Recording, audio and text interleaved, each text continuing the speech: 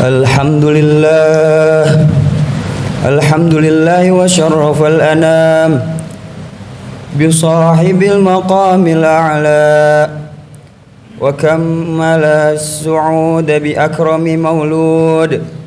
Ashhadu an la ilaha illallah wahdahu la syarika lah wa ashhadu anna Muhammadan abduhu wa rasuluh al-mab'utsu bil hujjatil balighati wa husnil bayan. Allahumma salli wa sallim ala sayyidina Muhammad wa ala alihi wa ashabihi ajma'in. Amma ba'd, fa ya ibadallah, usikum bitaqwallahi wa qad fazal muttaqun. Ittaqullaha haqqa tuqatih wa la tamutunna illa wa antum muslimun. Qala Allah Ta'ala fi Qur'anil Karim, Bismillahirrahmanirrahim. Inna Allaha wa malaikatahu yusalluna 'alan nabi. Ya ayyuhalladzina amanu sallu 'alaihi wa sallimu taslima. Ma'asyiral muslimin hafizakumullah. Dalam kesempatan yang mulia ini, marilah kita bertazakkur dan tafakkur, mengingat segala apa yang kita amalkan dan berusaha meningkatkan keimanan dan ketakwaan kita kepada Allah Subhanahu wa taala. Dalam arti kita berusaha melaksanakan apa yang diperintahkan oleh Allah dan menjauhi segala apa yang dilarang oleh Allah Subhanahu wa taala. Semoga kita semua dijadikan oleh Allah Subhanahu wa taala sebagai hamba Allah yang muttaqin dan husnul khatimah. Amin, amin ya rabbal alamin. Ma'asyiral muslimin hafizakumullah. Di bulan Rabiul Awal atau yang biasa dikenal dengan bulan Maulid atau bulan kelahiran Nabi Muhammad SAW yang tepatnya pada 12 Rabiul Awal. Biasanya kaum muslimin merayakan di bulan ini dengan perayaan Maulid Nabi. Biasanya dengan mengadakan acara sholawat bersama ataupun dengan kegiatan-kegiatan yang bermanfaat lainnya.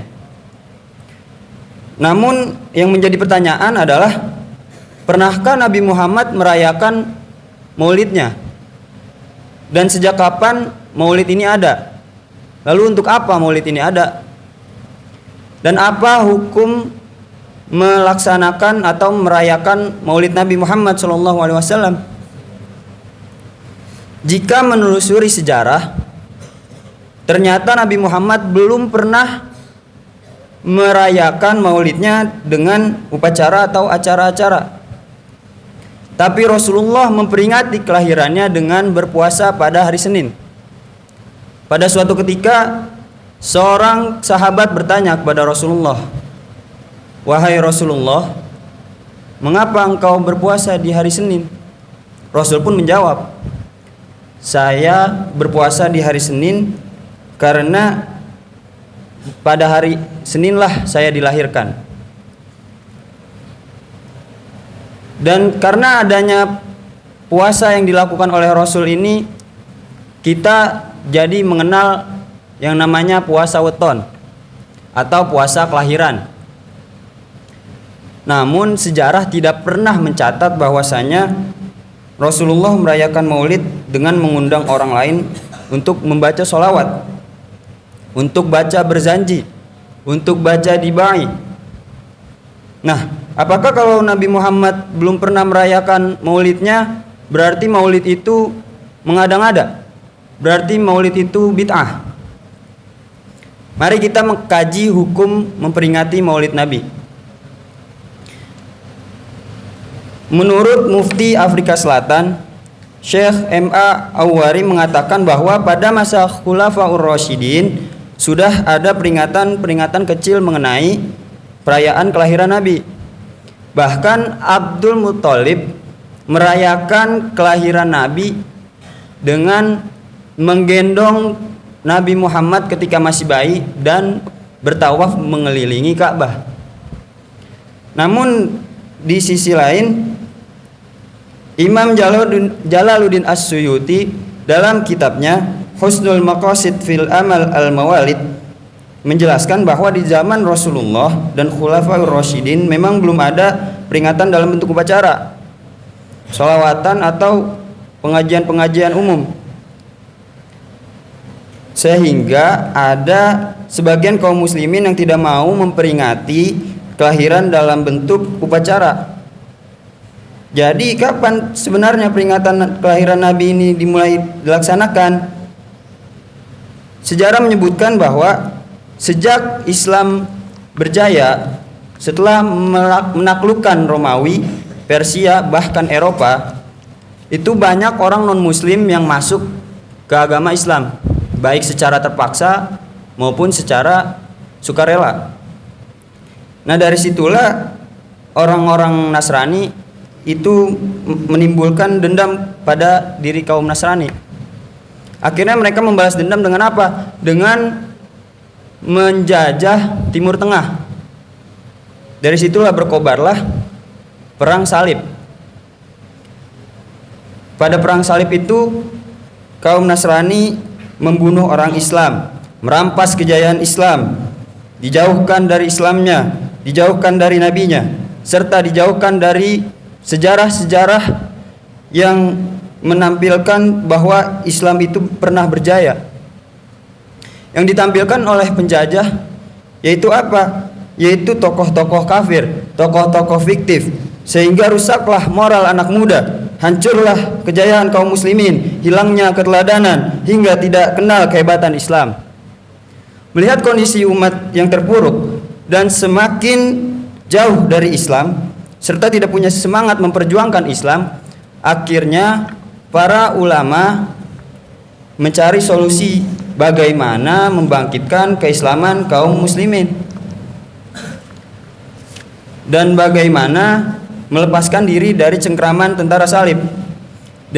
Di antaranya yaitu seorang raja dari Raja Himsiyah, yaitu Raja Al-Malik Mudoffaruddin. Beliau mengundang para ulama dan masyayikh ke istananya untuk bermusyawarah bagaimana cara membangkitkan semangat umat Islam, membebaskan diri dari penjajah, serta menanamkan kecintaan anak muda dan muslimin kepada Rasulullah sehingga mau meneladani beliau. Nah, dari musyawarah tersebut akhirnya ada yang mengusulkan agar diadakan peringatan peristiwa-peristiwa bersejarah dalam Islam. Salah satunya yaitu memperingati Maulid Nabi Muhammad SAW yang kemudian dikampanyekan secara besar-besaran dan mengundang para penyair agar menulis syair pujian kepada Nabi. Lalu Al-Malik Mudoffaruddin menanggapi usulan ini dengan antusias. Tapi ada juga yang tidak setuju dengan alasan karena memperingati Maulid Nabi seperti itu tidak pernah dikerjakan oleh Nabi dan itu berarti bid'ah. Menanggapi ketidaksetujuan mereka, akhirnya dijawab oleh ulama yang hadir bahwa dalam penjelasan bid'ah itu ada dua. Ada bid'ah dolalah dan bid'ah hasanah. Bid'ah dolalah adalah bid'ah yang tidak ada dasar hukumnya dan tidak ada perintahnya sama sekali dalam syariat. Sedangkan bid'ah hasanah adalah suatu amalan yang dasar perintahnya sudah ada dari Rasulullah, namun teknisnya tidak diatur langsung, atau itu bukan termasuk ibadah mahdhoh muqayyadah, ibadah murni yang telah ditentukan tata caranya. Seperti yang sering dijelaskan bahwa ibadah itu terbagi menjadi dua. Yang pertama yaitu ibadah mahdhoh muqayyadah, yaitu ibadah murni yang tata caranya terikat dan tidak boleh diubah. Contohnya seperti sholat dan haji. Kemudian yang kedua yaitu ibadah mutlaqah ghairu muqayyadah, yaitu ibadah yang mutlak yang tata caranya tidak terikat. Perintahnya ada namun teknisnya belum ditentukan. Seperti zikir. Perintahnya sudah ada namun teknisnya tidak ditentukan sebagaimana firman Allah, "Wadhkurullaha qiyaman wa qu'udan wa 'ala junubikum." Berzikirlah kalian dalam keadaan berdiri, duduk dan berbaring. Al-Qur'an surat An-Nisa. Zikir merupakan perintah Allah. Sedangkan teknisnya terserah kita. Duduk, berdiri, berbaring di rumah, di masjid, sendirian ataupun beramai-ramai, tergantung pada situasi dan kondisi, asalkan tidak melanggar ketentuan syariat. Kemudian hal ini juga termasuk pada perintah membaca sholawat. Allah berfirman, "Innallaha wa malaikatahu yusholluna 'alan nabi ya ayyuhalladzina amanu shallu 'alaihi wa sallimu taslima." Yang artinya, sesungguhnya Allah dan malaikat bersolawat kepada Nabi. Hai orang-orang yang beriman, bersolawatlah kamu kepada Nabi dan ucapkanlah salam penghormatan kepadanya. Al-Quran surat Al-Ahzab ayat 51. Perintah membaca sholawat ada, sedangkan teknisnya terserah kita. Boleh sholawat yang panjang, boleh yang pendek, boleh juga dalam bentuk syair. Yang penting bersolawat kepada Rasul. Dan para ulama yang berpendapat bahwa peringatan Maulid Nabi itu merupakan bid'ah hasanah, diantaranya yaitu Imam Jalaluddin As-Suyuti, Abu Syamah, Ibnu Hajar Al-Asqalani, dan Ibnu Hajar Al-Haytami.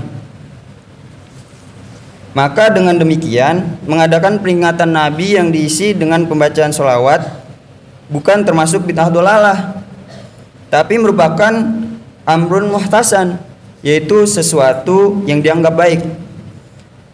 Kalau dilakukan secara ikhlas karena Allah akan memberikan pahala kepada seseorang yang melakukannya. Demikian juga Sayyid Alwi Al-Maliki Al-Hasani menjelaskan dalam kitab Mukhtasar Sirah Nabawiyah bahwa memperingati Maulid Nabi Muhammad bukan bid'ah dolalah, tapi sesuatu yang baik. Tapi apakah dengan demikian semua orang muslimin akan merayakan Maulid? Ada pendapat yang mengatakan bahwa Maulid itu haram. Pada abad ke-7 Hijriah atau 13 Masehi, Ibnu Taimiyah menyanggah pendapat bahwa Maulid itu bid'ah hasanah. Mengapa beliau mengatakan bahwa Maulid itu haram? Beliau berpendapat bahwa Maulid itu sama dengan merayakan hari Natalnya orang Nasrani. Nah, Arab Saudi ini mengikuti pendapat dari beliau, sehingga pada sampai hari ini kita belum melihat di Arab Saudi ada yang merayakan Maulid Nabi.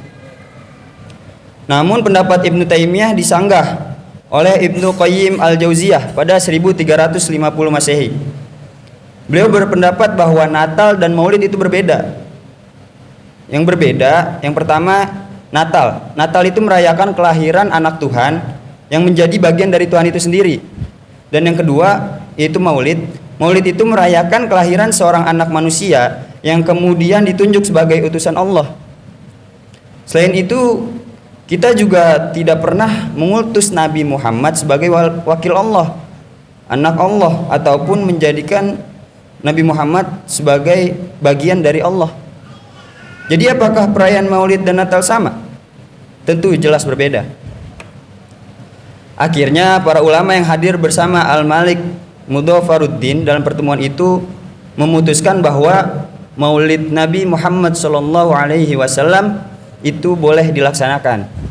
Kemudian Al-Malik Mudhafar sendiri langsung menyumbang 100 ekor unta dan sekian ton gandum untuk mengadakan peringatan Maulid Nabi Muhammad SAW. Dan beliau mengundang setiap penyair dari masing-masing daerah untuk membuat syair pujian dan sholawat kepada Nabi Muhammad Dan ternyata dengan diadakannya peringatan Maulid Nabi ini merupakan suatu kegiatan yang sangat efektif untuk menyadarkan kaum muslimin cinta kepada Rasul. Sehingga seorang pemuda bernama Salahuddin Al-Ayyubi menggalang anak-anak muda, kemudian dilatih fisiknya, disadarkan cinta Rasul, diajak membebaskan diri dari penjajah tentara salib pada saat itu, dan akhirnya pasukan Salahuddin Al-Ayyubi bisa memenangkan perang salib pada 580 Hijriah. Dan sejak tahun itulah peringatan Maulid Nabi mulai diperingati oleh negara-negara Islam lainnya, tepatnya pada abad ke-7 Hijriah atau abad 13 Masehi. Dan mudah-mudahan dengan adanya peringatan Maulid Nabi, hati kita semakin cinta kepada Rasulullah Shallallahu Alaihi Wasallam, dan kita termasuk orang yang menghidupkan sunnah Rasulullah, sebagaimana sabda beliau yang artinya, orang-orang yang telah menghidupkan sunnahku maka dia berarti cinta kepadaku, dan orang-orang yang cinta kepadaku pasti nanti akan bersamaku di surga. Semoga kita dikumpulkan bersama Rasulullah Shallallahu Alaihi Wasallam kelak di surga nanti. Amin, amin ya rabbal alamin. A'udzu billahi minasyaitonir rajim. Bismillahirrahmanirrahim. Inna a'tainakal kautsar washalli li rabbika wanhar. Inna syaniyaka huwal abtar. Aqulu qawli hadza wastaghfirullahal azim li wa lakum wa lisairil muslimina wal muslimat wal mu'minina wal mu'minat fastaghfiruh innahu huwal ghafurur rahim.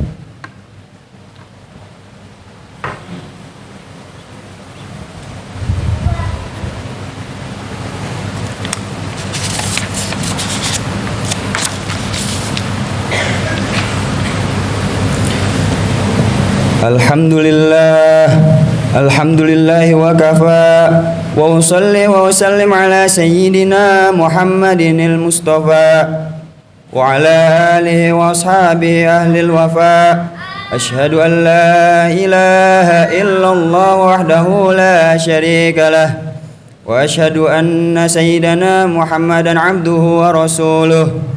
Amma ba'd, fa ya ayyuhal muslimun, أوصيكم ونفسي بتقوى الله العلي العظيم واعلموا أن الله أمركم بأمر عظيم أمركم بالصلاة والسلام على نبيه الكريم فقال إن الله وملائكته يصلون على النبي يا أيها الذين آمنوا صلوا عليه وسلموا تسليما اللهم صل على سيدنا محمد وعلى آل سيدنا محمد كما صليت على سيدنا إبراهيم وعلى آل سيدنا إبراهيم وبارك على سيدنا محمد وعلى آل سيدنا محمد كما باركت على سيدنا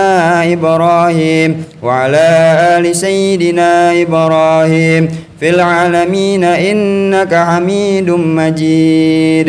اللهم اغفر للمسلمين والمسلمات والمؤمنين والمؤمنات الأحياء منهم والأموات. اللهم ادفع عنا البلاء والغلاء والوباء والفحشاء والمنكر والبغي والسيوف المختلفة والشدائد والمحن ما ظهر منها وما بطن من بلدنا هذا خاصة ومن بلدان المسلمين عامة إنك على كل شيء قدير. عباد الله، إن الله يأمر بالعدل والإحسان وإيتاء ذي القربى وينهى عن الفحشاء والمنكر والبغي ويعظكم لعلكم تذكرون. فاذكروا الله العظيم يذكركم ولذكر الله أكبر. أقيموا الصلاة.